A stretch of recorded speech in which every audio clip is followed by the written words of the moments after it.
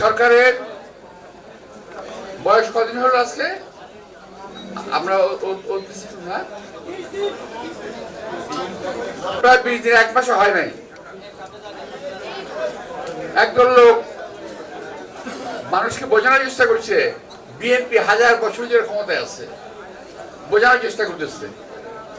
একদল লোক রাস্তা ভাঙা দেখলে বলে হায় হায় বিএনপি সময় রাস্তা ভাঙা। একদল লোক সিলেটে গিয়ে বলে এই সিলেটে এরকম তারেক রহমান সাহেবের শ্বশুরবাড়ির রাস্তাঘাট ভাঙা।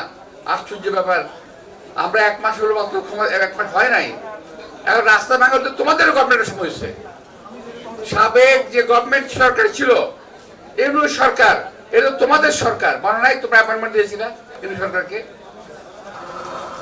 এই এদেরকে দেওয়া অ্যাপয়েন্টমেন্টের সরকারের সময় এই দেশের অর্থনীতি, রাস্তাঘাট, ব্যবসা বাণিজ্য সমস্ত কিছু তছনছ হয়ে গেছে। আওয়ামী লীগের সময় যথেষ্ট ক্ষতি হয়েছে দেশের, আর তোমাদের এই সরকারের সময় দেশের আরো বেশি ক্ষতি হয়ে গেছে। তবে লাভ হয়েছে একটা, কি জানো? লাভ হয়েছে তোমাদের চেহারায় কিছু জৌলুস এসেছে, জৌলুস চকচকে হয়ে গেছে, আর আগের মতো নাই। একজনের চেহারা চকচকে, গাড়ি, টাকা পয়সা, জৌলুস সব দিক থেকে এসে, এইটা একটা লাভ হয়েছে বাংলাদেশের। যে বাংলাদেশে যারা চাকরির জন্য কোটা আন্দোলন করেছে, কোটা আন্দোলন সফল হলে একটা চাকরি পাইতো, যাদের আশা ছিল, তারা মন্ত্রী হয়ে গেছে, তারা নেতা হয়ে গেছে। আর নেতা হয়েই এখন সরকার পাল্টানোর জন্য ব্যস্ত হয়ে গেছে। আরে ভাই, বিএনপি তো ক্ষমতা আগেও ছিল, এখনো আছে, থাকবে। তোমরা টোকা দিলেই বিএনপি চলে যাবে এটা ভাইবো না। দেশের মানুষের বেশিরভাগ মানুষের ভোটে বিএনপি জয়লাভ করে আজকে সরকারে আছে। বিএনপিকে সময় দিতে হবে। 18 মাসে যা ক্ষতি হয়েছে, 18 বছর যে ক্ষতি হয়েছে, সেটা 18 দিনে সম্ভব না, 18 মাসে সম্ভব না। আমাদের নেতা তারেক রহমান সাহেব চেষ্টা করছেন, পরিশ্রম করছেন, আমরাও কাজ করছি, আপনারা কাজ করছেন, এবং এর মধ্যে মানে কি জানি বলে একটা বিস্ফোরা, মানে গোদের উপরে বিস্ফোরা, এরকম করে একটা চলে আসার একটা যুদ্ধ সামনে।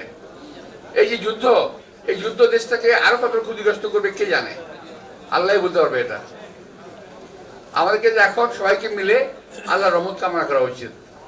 সবাই মিলে আসুন, আমি যে কথাগুলো বলছি এই কথাগুলো যেন আমাকে বলতে না হয়। আপনারা এমন কোনো কথা বলেন না যাতে আমাদেরকে এটা জবাব দিতে হয় খারাপ ভাবে। আমরা কখনো আর ঝগড়াঝাড়ি রাজনীতি করতে চাই না। বাংলাদেশে বহু হয়েছে, বহু হয়েছে। আমি এর আগে বলে আসি, যখন আগে আবারও বলছি যে আমাদের এই যে বারডেমের প্রতিষ্ঠাতা ইব্রাহিম সাহেব, নাম শুনেছেন না? উনি বলছেন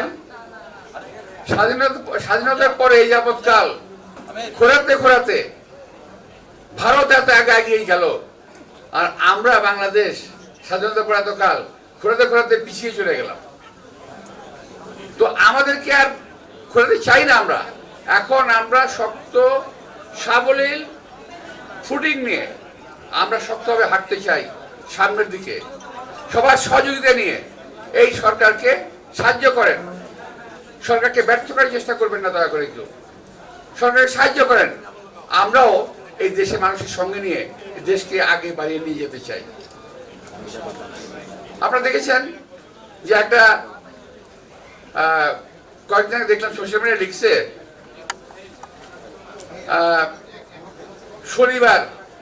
শনিবার মুক্তি চায়, তারেক রহমানের কাছ থেকে শনিবার মুক্তি চায়।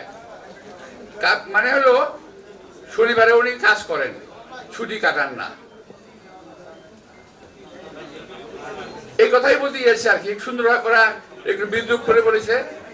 তো শনিবারও আমরা দেখলাম গতকাল আমাদের সঙ্গে মিটিং করেছে, আমরা গতকালও মিটিং করেছি এবং আমরা করেছি 1 ঘন্টা, উনি করেছেন 5 ঘন্টা কাজ করতেছে।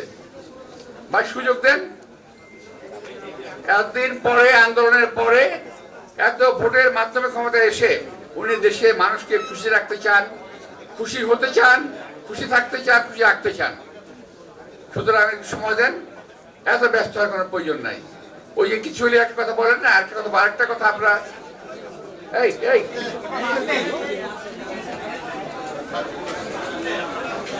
কিছু হলেই এক শ্রেণীর ছেলেমেয়ের মুখ দিয়ে কথা বেরিয়েছে, বাসার ইট খুলে নিয়ে আসবো।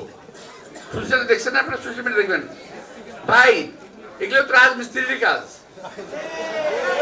এগুলো তো শ্রমিকের কাজ। ইট খুলে নিয়ে আসার জন্য আপনাদের মতো দামি শ্রমিকের প্রয়োজন নেই। আমাদের শ্রমিক আছে, আপনারা ইট খুলতে যাবেন না, কারণ হাতটা ভেঙে যেতে পারে। তো দয়া করে কোন রকম সমস্যা তৈরি করেন না, দেশের মধ্যে কোন রকম অরাজকতা সৃষ্টি করেন না। নতুন সরকার 18 বছরের পরে একটা সরকারের সৃষ্টি গণতান্ত্রিকভাবে কাজ করতে দেন। তারপর আপনারা আগামী নির্বাচনে বিবেচনা করেন যে এই সরকারকে রাখা যায় কিনা। আগামী নির্বাচনে, এখন না, দেরি আছে, অপেক্ষা করেন। আমি আপনাদের সবাইকে আবারও শুভেচ্ছা জানিয়ে এবং এই আজকের এই মাহফিলের মাধ্যমে আমি বলবো, যারা এই সরকারকে পতনের জন্য চেষ্টা করছেন এখন থেকেই, তারা দয়া করে একটু ঠান্ডা থাকেন। ক্ষমতা এত সহজ না। ক্ষমতা যদি আপনারা ফেলতে পারেন, চিন্তা করেন, তাহলে যিনি আসবেন তিনি থাকতে পারবেন না। সুতরাং স্টেবল হতে দেন, দেশটাকে স্থিতিশীল হতে দেন, মানুষগুলো সাবলীল হতে দেন। আরে ভাই, আমাদের কি ইলেকশন করলাম কয়েকদিন আগে, এখন কিন্তু গলা ভালো হয়নি। মাত্র কয়েকদিন আগে ইলেকশন করেছি, গলা ভালো হয়নি, শরীর সুস্থ হয় নাই। এখনই আপনার সরকারের কাছ থেকে সবই চান। বিগত সরকারের দোষগুলোকে আজকের সরকারের উপরে চাপিয়ে দেওয়ার চেষ্টা করবেন না। আমার সবচেয়ে বড় অনুরোধ, বিগত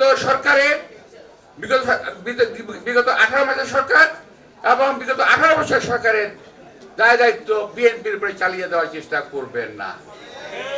আমরা দেশটাকে আবার নতুন করে জাগরণ করার চেষ্টা করছি।